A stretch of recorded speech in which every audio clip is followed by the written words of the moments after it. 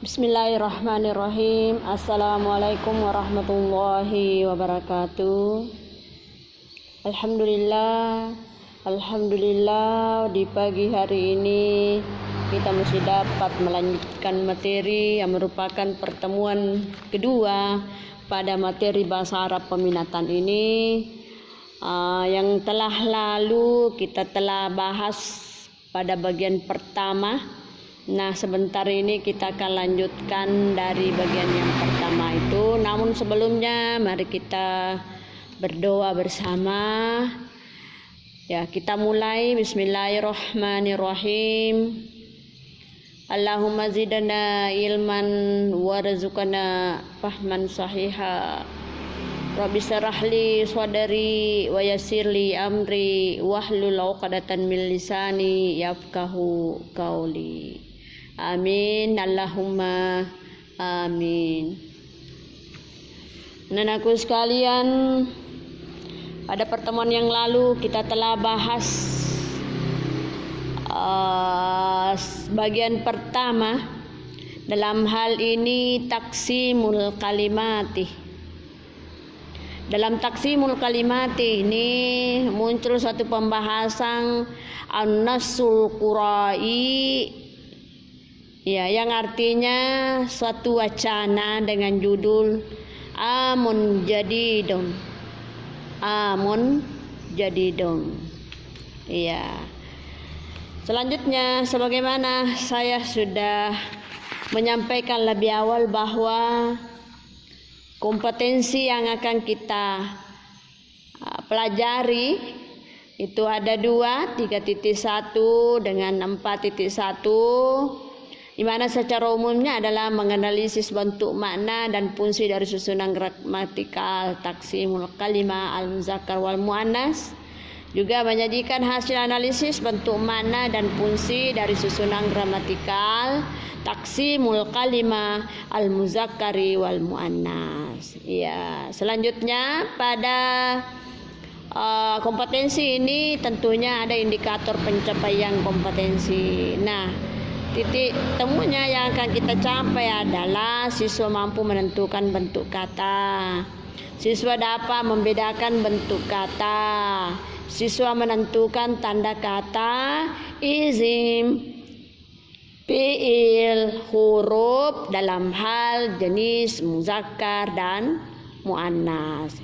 Begitu juga siswa dapat menulis, perbedaan, dapat menulis sebab-sebab isim, fiil dan huruf dalam hal muzakkar dan muannas. Jadi intinya di sini, setelah kita membaca dari satu wacana sederhana dengan judul itu tadi amun jadidah, saya juga sudah baca, sudah terjemahkan dari wacana itu. Maka tepat sekarang ini kita akan membahas kalimat dengan pembagiannya, artinya kata dan macam-macamnya atau pembagiannya. Artinya apa? Kita akan melihat suatu kalimat, satu jumlah, ya, jumlah dalam bahasa Arab, lalu kita urai yang mana termasuk kalimat, karena itu tadi al-kalimah itu terbagi 3, ya. Jadi itu nanti kita akan tentukan yang nomor 1 itu kalimat apa, 2 apa, 3 apa. Jadi itu. Nah, inilah nanti yang menjadi pembahasan. Ya, artinya kita akan urai. Itu pada pertemuan yang lalu saya sudah singgung bahwa ini sangat-sangat terkait dengan masalah ilmu nahwu karena membahas dengan struktur atau kaidah-kaidahnya, ya. Nah, kita akan lihat yang kita akan urai dulu di sini adalah isi daripada wacana. Ada ya suatu kalimat atau jumlah yang diangkat di sini, yakni kata, kalimat atau jumlah kharaja qarimun bis sabahi. Coba lihat itu wacananya, ada itu pada bagian awal, ya. pada bagian awal. Jadi ini kita lanjut pada halaman ke-6 ya. Cuma perlu kita kembali, kita kaji ulang kembali, seulas kembali halaman 5 tepatnya yang telah kita pelajari. Nah, kita lihat, kita angkat satu jumlah, yakni haraja karimun fis sabahi. Nah, pada kota ini ada di situ kota pertama al-jumlah, kalimat sempurna. Kemudian kota kedua al-kalimah, yakni kata. Kemudian kota ketiga naul kalimah, macam-macam kata. Kemudian kota terakhir adalah as-sababu, apa sebabnya disebut sebagai macam kalimat ini. Ya, seperti itu contohnya ya. Baiklah, kita akan urai. Kita mengambil satu contoh jumlah, yakni kharaja karimun fis sabahi. Ya, kita lihat satu persatu. Ini kata haraja itu yang kemarin itu saya terjemahkan telah keluar. Coba kita pikir itu keluar isim, fiil atau huruf. Ya. Karena itu keluar adalah mengerjakan sesuatu untuk mengeluarkan energi ya untuk melakukan suatu pekerjaan keluar. Jadi otomatis ini haraja adalah fiil. Ya, fiil. Apa artinya fiil? Adalah kata kerja. Selanjutnya naul kalimah. Macam apa itu kalimat? Karena itu kan al kalimah ada 3 ya. Ada isim, ada fiil, ada huruf. Tadi yang dibaca itu haraja masuk bagian kata apa? Karena pekerjaan, maka itu masuk bagian kata kalimat fiil. Al kalimatu fiil, yakni kata fiil. Nah, fiil lalu dilihat fiil apa? Karena mengartikan telah, maka otomatis itu adalah fiil madi, bentuk lampau. Iya. Ya, kita lihat lagi sebabnya. Apa sebabnya sehingga kata haraja itu disebut sebagai fi'lun madi, kata kerja lampau? Apa sebabnya? Ini li'annaha kalimatun tadullu ala amalin hadisin fi zamanil madi. Ini ada karena ia kata yang menunjukkan perbuatan ya, pekerjaan ya yang telah terjadi di masa lampau. Karena pekerjaan itu menunjukkan pekerjaan telah berlalu atau pekerjaan lampau. Jadi itu. Jadi kata haraja ini masuk bagian fiil. Fiilnya macamnya macam apa? Fiil madi. Kemudian berikut karimun. Karimun ini adalah nama orang. Kata kedua adalah karimun. Itu karimun adalah nama orang. Naul kalimatnya, macam kalimatnya adalah isim. Isim itu ya itu adalah kata benda. Semua orang itu, nama orang itu masuk bagian isim atau kata benda. Ya, apa sebabnya? As-sababu li'annaha kalimatun summiha biha sahsun. Karena ia kata yang digunakan menemani seseorang. Kata yang digunakan menamai seseorang. Bukan namanya, menamai ya, menyebut seseorang. Seseorang yang masuk di sini adalah karim ya. Selanjutnya pada contoh kedua diangkat lagi sini wafil mahadi kadirum minat talabati. Yang masuk juga di situ akan diperlihatkan waw itu adalah kata al kalimah. Cuma bagiannya masuk bagian apa? Dia masuk bagian huruf atau harfon. Ya. Jadi ini sudah ada semua dari pembagian 3 isim itu, fiil, isim, huruf ya atau harfon. Ya. Coba lihat penyebabnya. Li'annaha kalimatul la yazharu ma'naha illa idza kana ma'a ghairiha. Ya. Karena ia kata yang maknanya tidak jelas kecuali setelah bersama dengan kata lain. Jadi kalau hanya huruf itu hanya berdiri sendiri, itu tidak mempunyai makna yang jelas. Misalnya pi yang berarti di, ya kalau berdiri sendiri hanya kita mengatakan di, kita tidak tahu kenapa itu di, mau di apa itu di. Karena memang itu posisinya huruf, bahwa nanti bisa bermakna, nanti bisa jelas maknanya, jelas bisa kita pahami apabila huruf itu bergandengan dengan kata yang lainnya. Ya, jadi itu. Nah, seperti ini wafil ma'hadi, huruf po-nya di situ. Nah, itu termasuk harpong, karena itu tadi tidak jelas maknanya.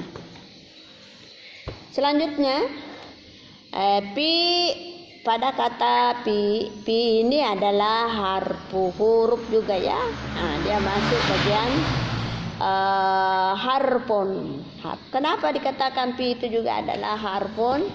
Liannaha kalimatul la yazharu ma'naha illa idza kana ma'a ghairiha. Jadi sama tadi yang di atas, bahwa karena sesungguhnya pi itu tidak mempunyai makna yang jelas, kecuali dia punya punya gandengan, ya maka itu sudah bisa kita mengerti. Jadi itulah pemaparan ini yang memperlihatkan contoh daripada al-kalimah, di mana al-kalimah itu terbagi menjadi 3. Ada namanya al-kalimah fi'alun fi'il, kalau diurai lagi fi'ilun mahdi, kemudian isim, kemudian harpon. Itu sudah mencakup tiga bagian al-kalimah. Ya. Jadi saya kira itu anak-anak bisa juga melihat-lihat selanjutnya, itu ada wa zahaba ilal ma'hadihi karimun talibun Malaysia wa huwa yata'allamul lughal arabiyyah fi ma'hadi ta'limul lughal arabiyyah fi Jakarta wa huwa ma'hadun kabirun haulahu hadikatun wa asiyatun fiha ashajarun kadiratun wa azharun jamila. Ya, jadi anak-anak bisa membedakan, bisa mengetahui sesuai kompetensi yang akan kita capai, termasuk tadi itu bisa menulis, bisa membedakan, bisa mengetahui sebab-sebabnya, dia termasuk isim misalnya, dia termasuk pi, dia termasuk huruf, ya seperti itu. Makanya di sini dia perlihatkan uraian daripada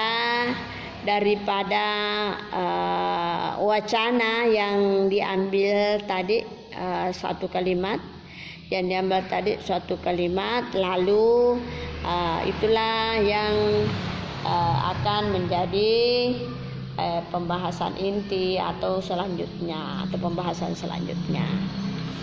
Baiklah anak-anakku sekalian, ya. Ini dilanjutkan pembahasannya, ada yang berbahasa Indonesia, jadi Anda bisa baca ya. Intinya di sini adalah kalimat haraja karimun fis sabahi, itu merupakan kalimat sempurna. Kenapa? Karena dimulai dengan fiil, jadi otomatis ini disebut sebagai kalimat jumlah fi'liyah.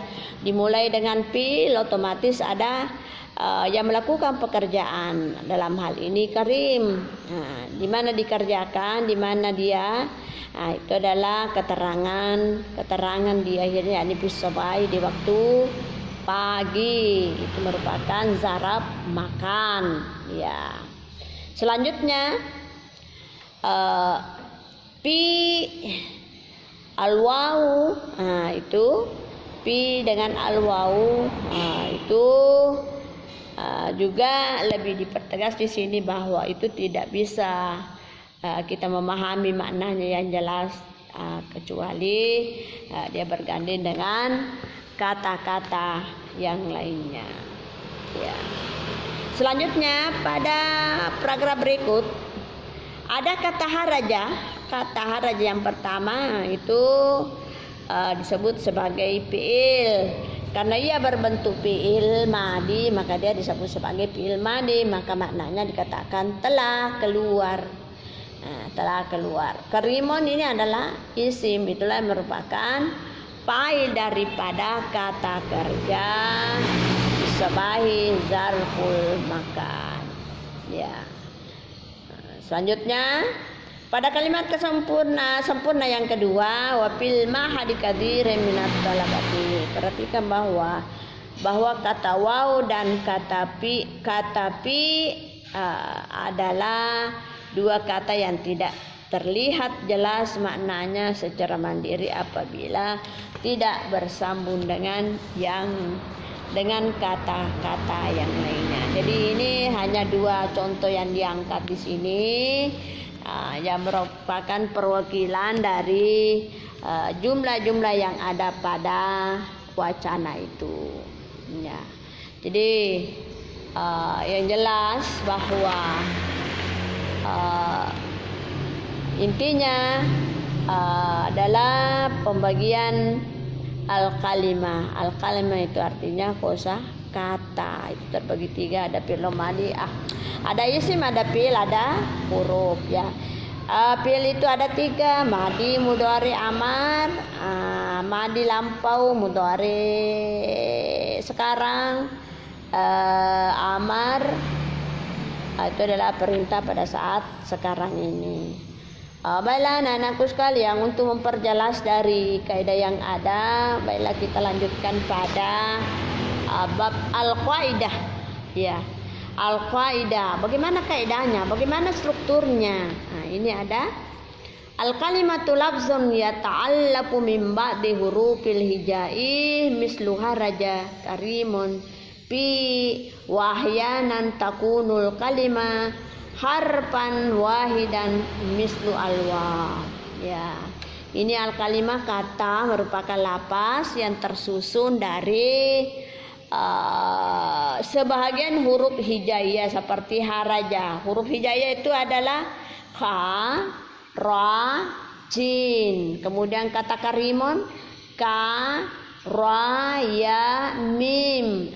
Pi itu huruf pa dengan ya, itulah yang dimaksud dengan kata ya. Ini lapas yang tersusun dari sebahagian hurufnya, sebagian huruf. Jadi tidak menentu itu bahwa sekian hurufnya baru bisa dikatakan harfun, tidak. Jadi seperti pi itu hanya dua, karimun ada 4, haraja 3. Yang jelasnya itu bahwa al-kalimah adalah lapas yang tersusun dari sebahagian huruf hijaiyah. Ya. Selanjutnya,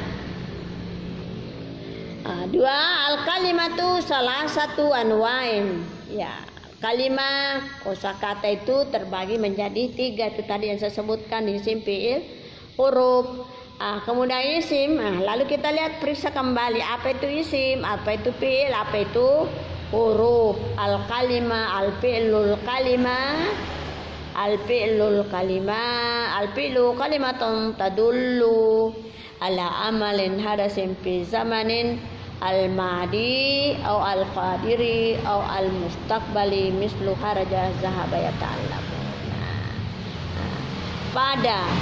Pada poin yang keempat ini memaparkan fi'il itu adalah fi'il tadi berarti kata kerja.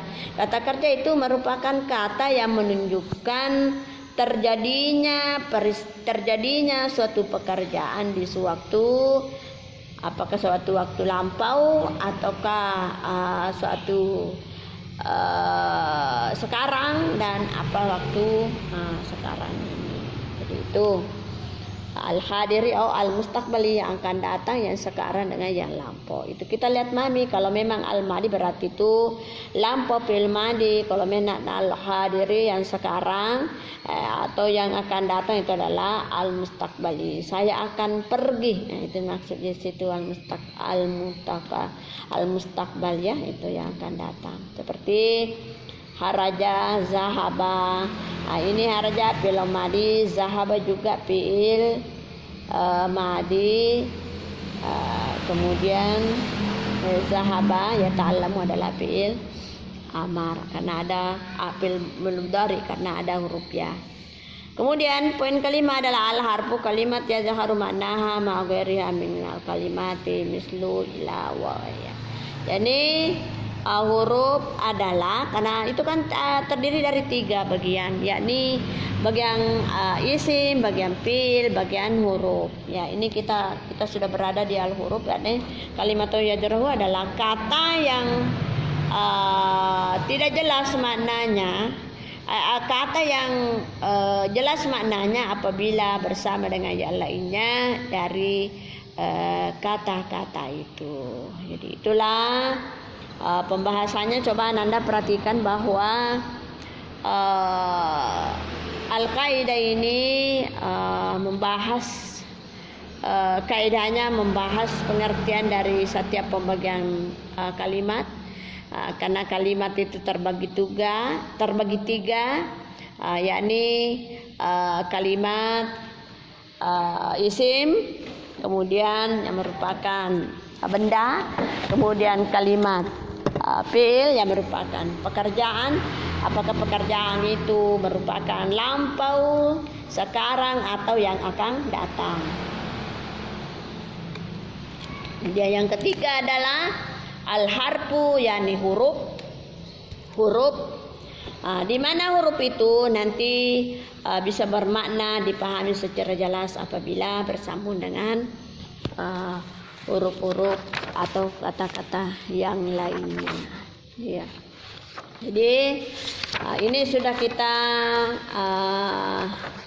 selesai bahas daripada bagian pertama. Jadi saya akan menyampaikan kesimpulannya bahwa dalam setiap bagian itu terdapat beberapa mufradat baru, begitu juga istilah-istilah yang baru sebagaimana yang telah saya bacakan, yang telah saya terjemahkan. Kemudian dilanjutkan dalam hal wacana, di mana wacana ini dapat disimpulkan bahwa adanya seseorang yang bernama Karim, dia memaparkan aktivitas sehari-harinya dalam bersekolah. Jadi yang namanya itu ada namanya seseorang yang bernama Karim, di mana itu pagi-pagi sekali keluar dari rumahnya, entah kemana, tapi lanjutannya mengatakan ilal ma'hadi, ke kampus. Tentunya orang yang ke kampus itu otomatis atau pasti itu mencari ilmu atau menuntut ilmu. Sama halnya dengan ini Karim, ya. Nah kebetulan Karim ini adalah orang Malaysia. Dia belajar bahasa Arab, kemudian di Jakarta, kemudian dia juga suasananya di situ ada taman yang luas. Jadi itu kampus itu terdapat pada lingkungan nyaman ya, termasuk lokasi kehijau-hijauan, penuh dengan kehijau-hijauan. Jadi artinya pantas atau patut bisa ditempati sebagai ma'had di situ atau lembaga. Karena itu tadi adanya fasilitas-fasilitas ataukah yang bisa menjadi nyaman dalam suasana kampus itu. Kemudian dalam ma'had itu di situ sebagai tempat untuk belajar ilmu agama, menggali ilmu agama. Dalam menggali ilmu agama itu maka bisa menumbuhkan atau memunculkan silaturahim yang kuat antara yang satu dengan yang lainnya, saling menyapa, saling berjabat tangan setelah ataukah sebelum materi atau pembelajaran dimulai ya. Jadi segera seperti itu semua lembaga-lembaga ya. Kemudian diurai lagi ya, dua kalimat ya, 2 jumlah yang diurai di sini. Kata haraja, jumlah haraja karimum pisoba, kemudian wafil mahali katirum minat talabati. Tadi saya sudah urai itu, ini isim, ini huruf, ini fi'il. Lalu diperjelas kembali apa itu mana isim, apa itu mana fi'il, apa itu mana huruf. Jadi itu saya kira tadi saya sudah jelaskan, saya sudah baca, tinggal Ananda mengulangi kembali, jangan tinggalkan tempat sebelum Ananda membuka-buka dari materi yang lanjutan materi yang telah Ananda yang telah Ananda pelajari. Jadi itulah yang merupakan pemaparan materi bahasa Arab peminatan yang merupakan pertemuan yang kedua. Selanjutnya saya akan berikan tugas. Tugas mandiri, di mana tugasnya di sini silakan Anda pisahkan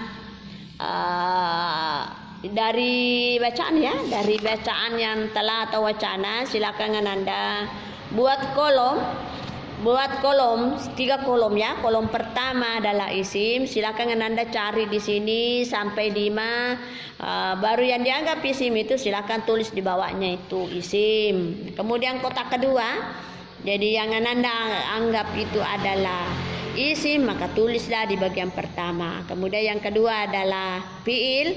Nah, silakan juga buka ada fiil yang di situ ya. Ada fiil yang menjadi yang menjadi pembahasan fiil. Jadi silakan Anda